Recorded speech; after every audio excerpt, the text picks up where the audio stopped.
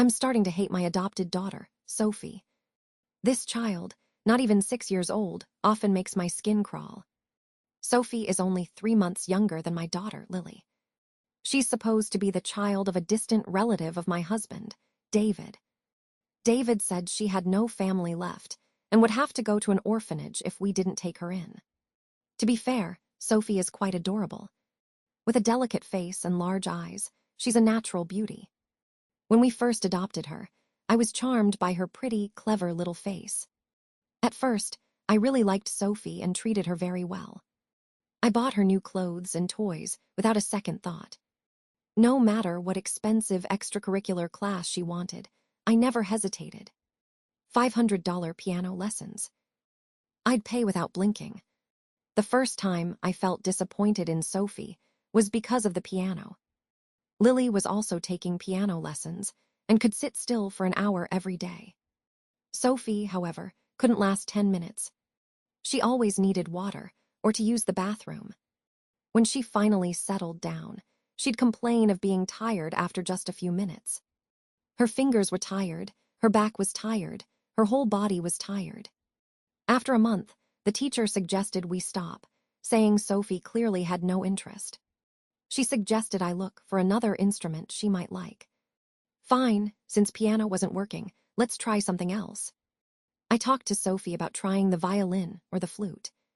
But Sophie refused. She told me she only wanted to learn the piano. I didn't understand the logic behind it. She clearly had no interest in the instrument. After a long talk, I finally got the truth out of her. She didn't actually like the piano. She just wanted to be like Lily. If Lily was learning piano, she had to learn it too. Whatever Lily had, she wanted as well. I didn't know whether to laugh or cry. It was just sibling rivalry, I thought. A 5-year-old with such a strong competitive streak. After convincing her to give up the piano, I enrolled her in a dance class. I picked the best studio nearby, hoping she'd stick with it this time. Frustratingly, history repeated itself in the dance class. She was excited for the first lesson, endured the second, but by the fifth, the teacher wanted a word. The child wasn't cooperating in class. The teacher sighed, hinting that Sophie might have ADHD or something similar. She suggested I pay more attention to her mental health. But what they didn't see was the look on Sophie's face as she watched us. She just lacked focus because of poor habits. So I decided to be stricter with her. I told Maria, our nanny, to watch her during class. After a few sessions, Maria told me not to waste any more money. This child won't learn, she said. Her eyes wander during class, and she never looks at the teacher. She's too fragile. While others are quiet during stretching, she just whines and cries. I didn't listen to Maria. I felt that giving up too easily would only make Sophie's willpower weaker. Someone who can't endure hardship or stick to anything won't amount to much as an adult. The dance teacher required 30 minutes of practice at home every day. I personally supervised Sophie, making sure she finished her exercises before bed. I expected a struggle, but she was surprisingly compliant. Though her eyes were often watery, she completed the movements. I felt relieved. I thought Maria and the teachers were exaggerating. Sophie was actually quite good. With the right method, she could be disciplined. I was so naive. A few days later, reality slapped me in the face, making me question human nature. I couldn't have imagined what a child not even 6 years old could do. Our neighborhood isn't large, and everyone is usually friendly. That day after work, I saw some women chatting downstairs and smiled to greet them. But before I could speak, they turned away, pretending not to see me. Mrs. Higgins, who lives downstairs, gave me a look filled with scrutiny and suspicion. What was going on? I wondered if I had somehow offended them. A few days later, after I helped Mrs. Higgins carry a heavy watermelon home, she spoke up. Clara, there's something I don't know if I should say, she began. Usually, that means you shouldn't say it. But at that moment, I really wanted to hear it. We know you mean well for Sophie, Mrs. Higgins said tentatively. Discipline is necessary for children, but you have to be careful. How could you hit a 5-year-old so hard? If word gets out, your reputation as an adoptive mother will be ruined. I was stunned. Hit her so hard. Did Mrs. Higgins think I was abusing Sophie? I was blindsided by this accusation. What Mrs. Higgins said next made my heart heavy. Sophie herself told them I hit her. One day the neighbors saw bruises and scratches on her arms and asked if she fell. Sophie said she didn't fall. She said her mother hit her. She said I hit her frequently.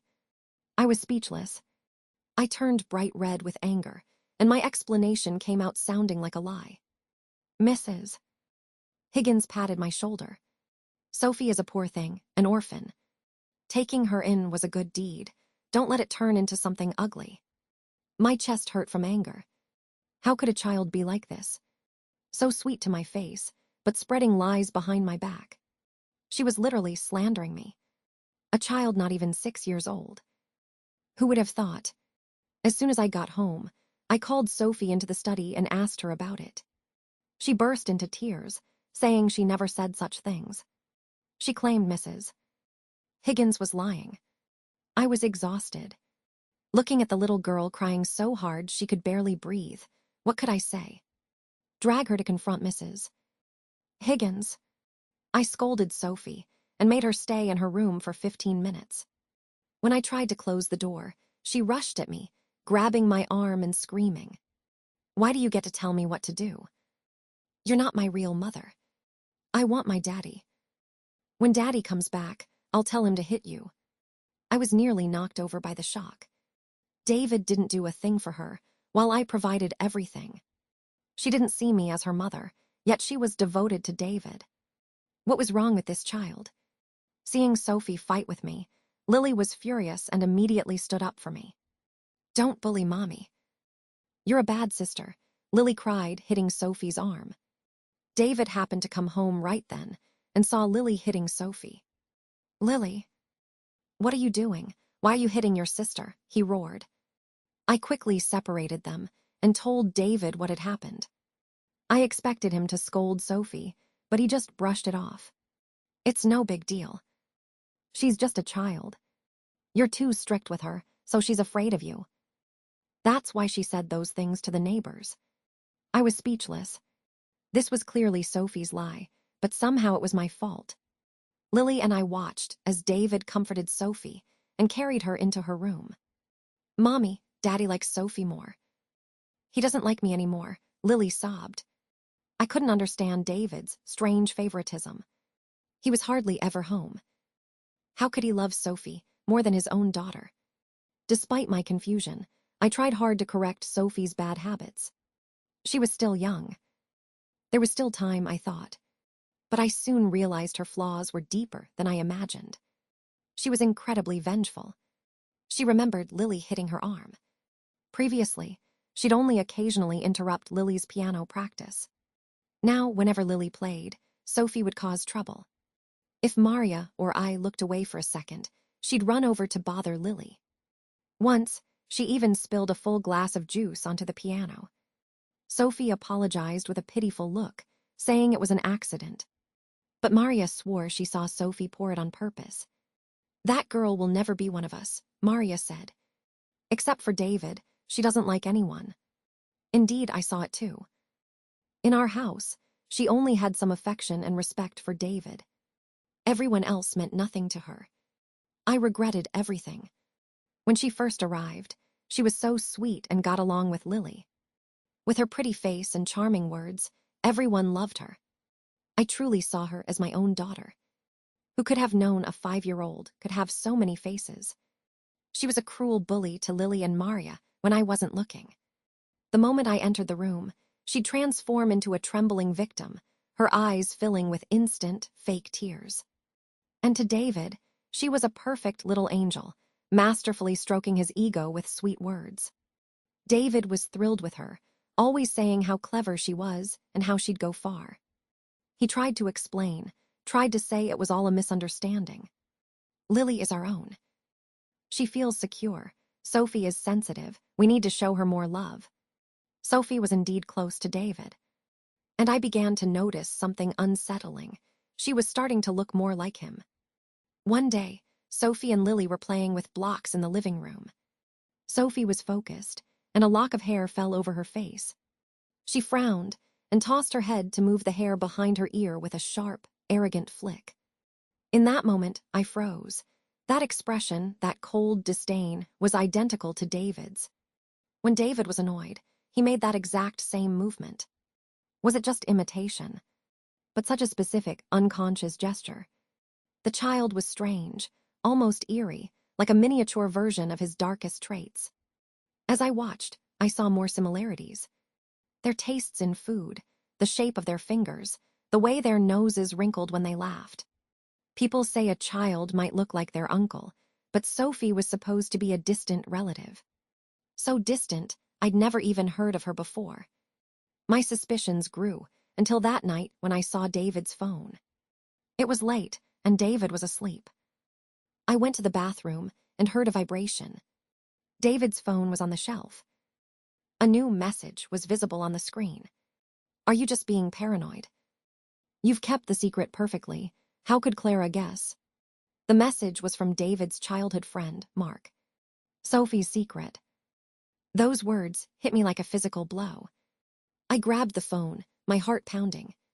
I had a feeling the truth was about to be revealed. We never checked each other's phones, and I didn't know his password. I tried Lily's birthday. His birthday, mine, nothing worked. I didn't want to lock the phone by trying too many times. I knew he had a fingerprint lock. Like a thief, I crept back into the bedroom. David was snoring loudly. I carefully took his hand and pressed his finger to the sensor. The phone unlocked. I went back to the bathroom, locked the door, and started reading. David. I regret bringing Sophie home. She doesn't get along with Clara. Mark. I warned you, bringing your illegitimate daughter home for your wife to raise. That's insane. It felt like I'd been hit with a sledgehammer. My heart constricted in pain. So it was true.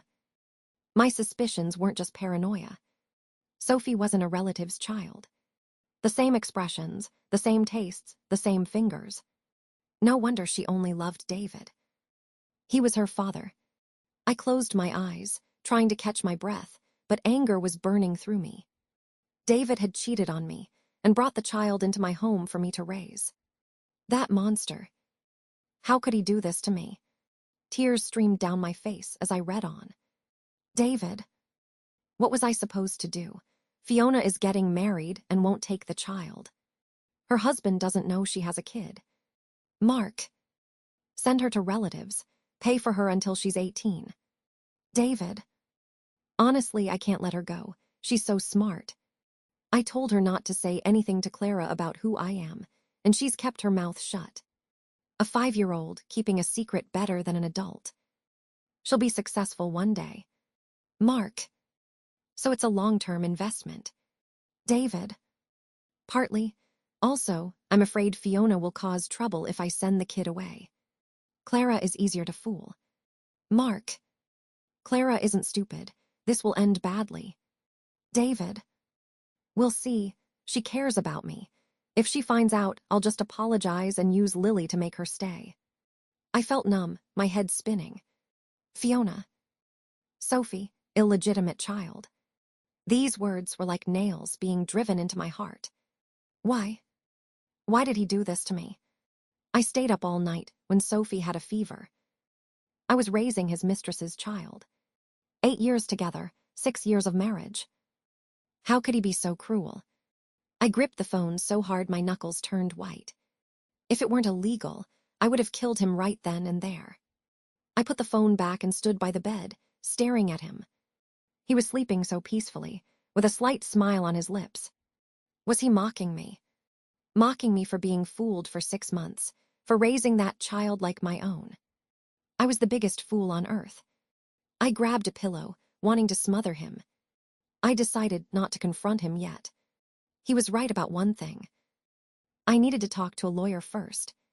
I needed to know about his assets and his business before he could hide anything. At the time, I thought being cheated on was the worst thing that could happen. I had no idea there was something even more painful coming. One weekend, I was at the grocery store when Maria called, hysterical. "Clara, come home. Lily fell, she's outside." Maria was crying, her voice filled with terror. "What happened? Did she fall while playing? Is it serious?" I asked, my heart racing. "She didn't just fall. She fell out the window, the storage room window." My legs gave out, and I collapsed on the floor. "The 12th floor. We lived on the 8th. How much longer for the ambulance?" "How is she?" My voice trembled. "There's so much blood." "Just come home," Maria sobbed. "I don't even remember the drive to the hospital." On the way, Maria called again. The paramedics said she was already gone. Everything at the morgue is a blur. I only remember crying until I blacked out. When I woke up, I was in a hospital bed. David was asleep on the sofa, his eyes red and swollen. Lily was gone. My sweet Lily was gone. I felt a pain so deep I couldn't even scream. Suddenly, a heavy slap landed on my face. I was stunned. David hit me. How could you be so careless? 2 adults couldn't watch one child. Why are you even alive, Clara? You don't deserve to be a mother, he roared. I didn't even feel angry. I felt he was right. Why was I still alive? I failed to protect my child. I spent the night staring at the ceiling, wondering one thing. Why would Lily climb the storage room window? Every window had bars, except for that one. But there was nothing in there for a child. Why would a 6-year-old climb up there? I didn't understand. I went home, determined to find out. Maria didn't know anything. She was cooking, and the girls were playing. Sophie ran in crying, saying Lily fell.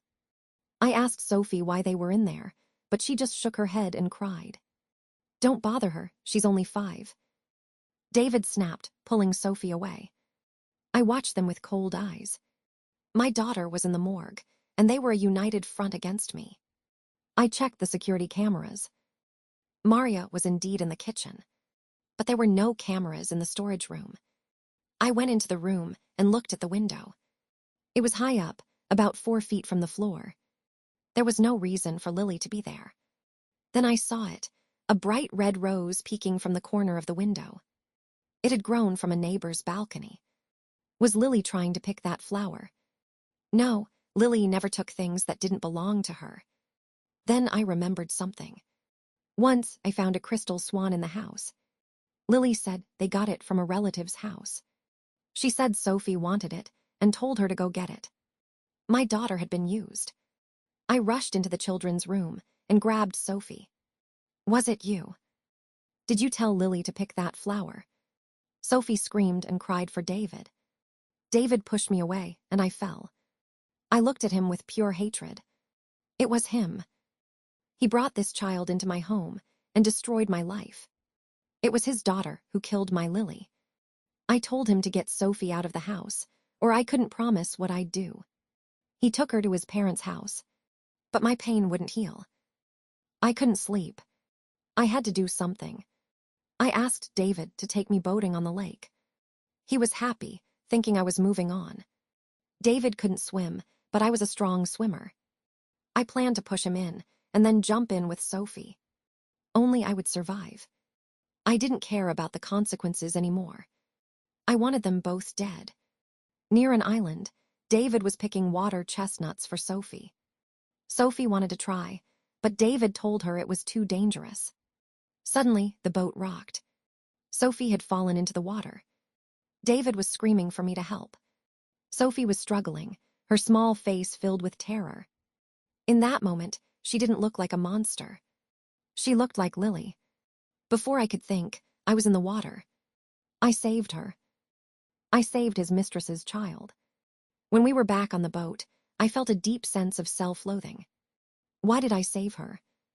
She killed my daughter. I was filled with regret. I needed a better plan. David was allergic to penicillin. I tried to put the pills in his vitamin bottle, but they looked too different. He'd only take them if he was drunk. One night, he came home wasted. I gave him a pill, telling him it was for his liver. He swallowed it. I felt no fear, only a cold anticipation. I went to get him a glass of water, using Maria as my witness. But when I returned, he had vomited everywhere. The pill was gone. He survived again. I was obsessed now. I fired Maria to have more privacy. I tried to make him slip in the bathroom with soap, but he just bruised himself. He screamed at me, calling me incompetent. I felt like God was protecting him while my daughter was gone. Then I saw a boy with a crossbow in the park. The neighborhood cameras were all broken. I saw a power line over our parking spot. Electrocution. A perfect accident. I hung a kite on the line during a storm. I planned for him to touch the wet kite string when he got out of his car. Everything was ready. I even took his umbrella from the car. I waited in the rain, pretending I'd twisted my ankle. I counted the seconds, my heart keeping pace. 1. David kills the engine. 2. He pushes open the heavy door. 3. His left leg touches the wet asphalt. 4. He steps out, the rain soaking his suit. 5. He stands tall, reaching to slam the door shut. At that 5th second, the wire should have kissed his skin. But the wind was a traitor. The wind blew the string onto a tree, saving him at the very last breath. He ran to me, concerned, and I fainted from the pure, agonizing shock of my failure. I felt like I was living in a nightmare, where the villain always wins. I asked for a divorce, and he agreed. He was tired of me too.